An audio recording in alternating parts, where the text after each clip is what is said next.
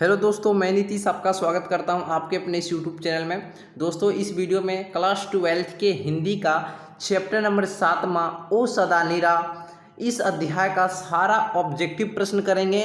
इस अध्याय का जितना भी ऑब्जेक्टिव क्वेश्चन है सारा क्वेश्चन करेंगे। और इस अध्याय से अगर क्वेश्चन पूछता है तो एक भी प्रश्न नहीं छूटेगा और इस अध्याय से क्वेश्चन पूछबे करता है। ठीक है, तो चलिए इस वीडियो को शुरू करते हैं। और इससे पहले एक से लेकर 6 अध्याय तक का वीडियो बना चुके हैं। जो नहीं देखे हैं सो देख लीजिएगा और सारे क्वेश्चन को याद कर लीजिएगा। तो चलिए आज की इस वीडियो को स्टार्ट करते हैं। देखिए, पहला क्वेश्चन क्या है इस अध्याय का। ओ सदा निरा शीर्षक निबंध में वर्णित मन कैसे ताल है। ओ सदा निरा शीर्षक निबंध में वर्णित मन कैसे ताल है। तो यह गहरे और विशाल है। चैप्टर पढ़े होंगे, इस अध्याय को पढ़े होंगे तो आपको समझ आ गया होगा। इसका आंसर क्या होगा? ऑप्शन नंबर डी, गहरे और विशाल है। क्वेश्चन दूसरा है, ओ सदा निरा निबंध किस पुस्तक से लिया गया है। इस अध्याय का मोस्ट इंपॉर्टेंट क्वेश्चन है, ओ सदा निरा निबंध किस पुस्तक से लिया गया है। तो याद रखिएगा, बोलते छंद से बोर्ड में यही सारे क्वेश्चन पूछता है, बोलते छंद से। ठीक है, चलिए अगला क्वेश्चन क्या है। गंडक नदी का जल सदियों से क्या है।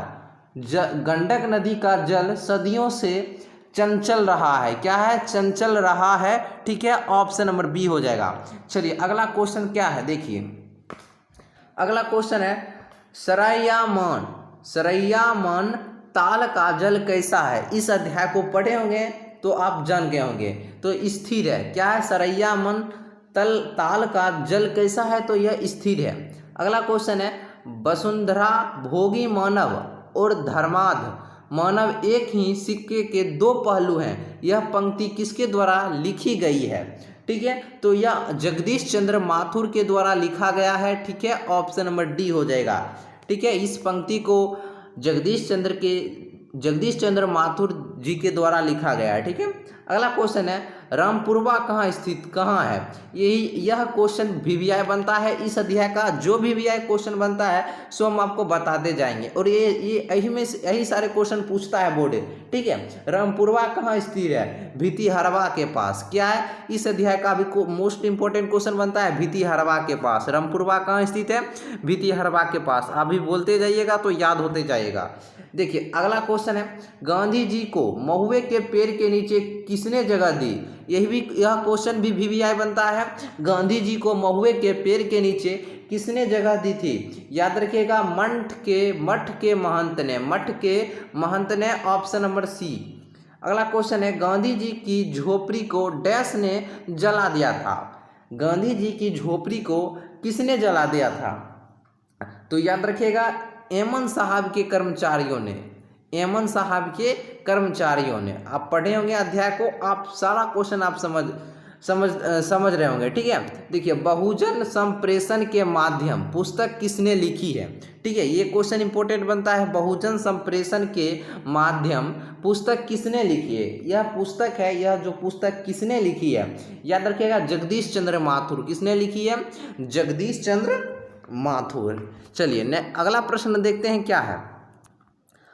अगला क्वेश्चन है, निम्नलिखित में कौन सी रचना जगदीश चंद्र माथुर की है। ठीक है, कौन सी रचना है जो जगदीश चंद्र माथुर की रचना है। तो ओ सदा नीरा। ठीक है, इस अध्याय के लेखक कौन है? ओ सदा नीरा पाठ के लेखक कौन है, किनकी रचना है, ये भी पूछ सकता है। ठीक है, तो जगदीश चंद्र माथुर की है। याद रखिएगा, ऑप्शन नंबर सी, जगदीश चंद्र माथुर।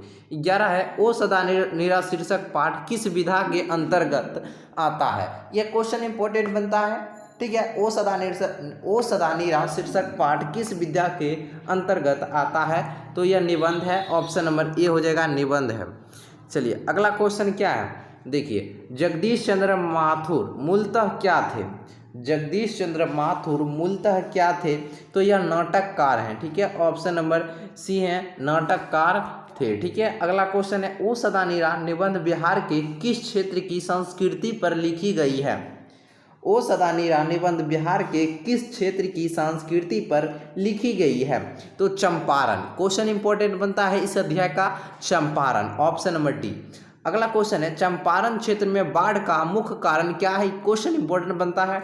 चंपारण क्षेत्र में बाढ़ का मुख्य कारण क्या है, तो जंगलों का कटना, यही सब क्वेश्चन पूछता है बोर्ड, जंगलों का कटना। ठीक है, जो क्वेश्चन बोलते हैं उस क्वेश्चन को जरूर याद रखिएगा। ठीक है, जो हम कहते हैं जो ये भिविया बनता है तो उसको कम से कम उसको ज़्यादा अधिक 2-4 बार पढ़ते रहिएगा। ठीक है, याद रहेगा। माथुर जी किस राज्य के शिक्षा सचिव नियुक्त हुए। माथुर जी किस राज्य के शिक्षा सचिव नियुक्त हुए, तो मध्य प्रदेश के। ऑप्शन नंबर ए हो जाएगा मध्य प्रदेश। अगला क्वेश्चन है 12वीं सदी के लगभग 300 वर्ष तक किस वंश का शासक था। 12वीं सदी के लगभग 300 वर्ष तक किस वंश का शासक था, तो कर्नाट वंश का। ऑप्शन नंबर डी कर्नाट वंश का। क्वेश्चन अगला है अंग्रेज ठेकेदारों ने किस चीज की खेती का विस्तार किया। अंग्रेज ठेकेदारों ने किस चीज की खेती का विस्तार किया था, तो याद रखिएगा नील की खेती। Option number B Neil. ठीक है, चलिए अगला क्वेश्चन क्या है, देखिए राजा हरि सिंह देव को गयासुद्दीन तुगलक का सामना कब करना पड़ा। राजा हरि सिंह देव को गयासुद्दीन तुगलक का सामना कब करना पड़ा था, तो क्या हो जाएगा 1325 ईस्वी में। Option number C. अगला क्वेश्चन है धांगरों को नील की खेती की सिलसिले में कब लाया गया। क्वेश्चन याद रखिएगा, धांगरों को नील की खेती के लिए के सिलसिले में कब लाया गया था, तो कब 18वीं शताब्दी के अंत में। ये भी क्वेश्चन इंपॉर्टेंट बनता है 18वीं शताब्दी के अंत में। अगला क्वेश्चन है पुंडलिक जी कौन थे। ये क्वेश्चन इंपॉर्टेंट बनता है। ठीक है, ये क्वेश्चन पूछता है बोर्ड, पुंडलिक जी कौन थे, तो इस अध्याय का क्वेश्चन इंपॉर्टेंट बनता है। तो यह शिक्षक थे। ठीक है, शिक्षक थे।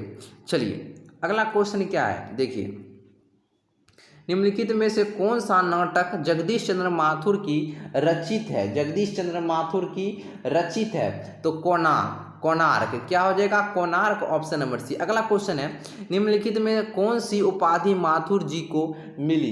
कौन सी उपाधि है जो माथुर जी को मिली है, तो क्या हो जाएगा विद्यावारिधि। चलिए अगला क्वेश्चन है माथुर जी को भितिहरवा पहुंचने पर कौन मिले। ये क्वेश्चन इंपॉर्टेंट बनता है। माथुर जी को भितिहरवा पहुंचने पर कौन मिले थे, तो पुंडलिक जी। कौन मिले थे, Pundalik ji. Option number C. चलिए अगला क्वेश्चन देखते हैं पुंडलिक जी ने निर्भीकता किससे सीखी। पुंडलिक जी ने निर्भीकता किससे सीखी है, तो याद रखिएगा यह गांधी जी से सीखे हैं। Option number B Gandhi ji से। वीडियो अच्छा लग रहा हो तो वीडियो को लाइक कर दीजिएगा। ठीक है, कर्नाट वंश के राजा हरि सिंह को किसका मुकाबला करना पड़ा। कर्नाट वंश के राजा हरि सिंह को किसका मुकाबला करना पड़ा था, याद रखिएगा इसका आंसर हो जाएगा ऑप्शन नंबर आपका ए गयासुद्दीन तुगलक। गयासुद्दीन तुगलक। चलिए अगला क्वेश्चन है चंपारण में धागर कहाँ से आए। ये क्वेश्चन इंपॉर्टेंट बनता है। चंपारण में धागर कहाँ से आए, तो याद रखिएगा ऑप्शन नंबर आपका सी हो जाएगा छोटा नागपुर से। ऑप्शन नंबर सी छोटा नागपुर। चलिए अगला क्वेश्चन है गांधी जी ने चंपारण कब आए थे, तो जानते होंगे गांधी जी ने चंपारण कब आए थे, अप्रैल 1917 में। Option number D. अगला क्वेश्चन है तीन कठिया प्रथा का संबंध है। तीन कठिया प्रथा का संबंध है, क्वेश्चन याद रखिएगा इंपॉर्टेंट बनता है। तो याद रखिएगा इसका आंसर डी हो जाएगा नील के लिए। ठीक है, नील के लिए। चलिए अगला है पंडई नदी कहाँ तक जाती है। पंडई नदी कहाँ तक जाती है, तो याद रखिएगा यह आपका क्या हो जाएगा भिखनाथोरी। भिखनाथोरी याद रखिएगा, क्वेश्चन को इंपॉर्टेंट है भिखनाथोरी। ठीक है, यही सारे पूछ लेता है बदल बदल के। ठीक है, बराज कहाँ बन रहा था। बराज कहाँ बन रहा था, याद रखिएगा यह आपका भैंसालोटन में बन रहा था barrage. Option number D. Amrapali यानी अम्बपाली ने तथागत को क्या सौंपा था। क्या हो जाएगा आम्रपाली ने तथागत को क्या सौंपा था, तो आम्रवन। क्या सौंपा था, आम्रवन। Option B. मंठ के महंत ने गांधी जी को कहाँ शरण दी।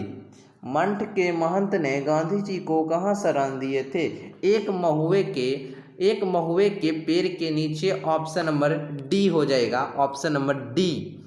चलिए अगला क्वेश्चन क्या है, जगदीश चंद्र माथुर का जन्म हुआ था। जगदीश चंद्र माथुर का जन्म हुआ था 16 जुलाई 1917 को। याद रखिएगा 16 जुलाई 1917 को। एक क्वेश्चन बोर्ड में आता है, ठीक है, जन्म से रिलेटेड, ठीक है। वैशाली महोत्सव का बीजारोपण क्या, वैशाली महोत्सव का बीजारोपण क्या, याद रखिएगा, यह जगदीश चंद्र माथुर जी ने, ऑप्शन नंबर बी। 35 नंबर है, कौन सी कीर्ति माथुर जी की नहीं है, कौन सी कीर्ति माथुर जी की नहीं है, तो रेशमी टाई नहीं है, और मेरी बांसुरी, बंदी, कोणार्क, ये तीनों जगदीश चंद्र माथुर जी की कीर्ति है, और रेशम टाई नहीं है। तो याद रखिएगा। और वीडियो अच्छा लगा हो तो वीडियो को एक लाइक कर दीजिएगा। चैनल पर पहली बार आए हैं तो चैनल को सब्सक्राइब कर लीजिएगा, ठीक है। और इससे पहले जितना भी अध्याय का वीडियो बनाए हैं तो आप लोग देख लीजिएगा और सारे क्वेश्चन को याद कर लीजिएगा, ठीक है। तो चलिए फिर मिलते हैं आपके साथ किसी और नए वीडियो के साथ, तब तक के लिए जय हिंद, वंदे मातरम।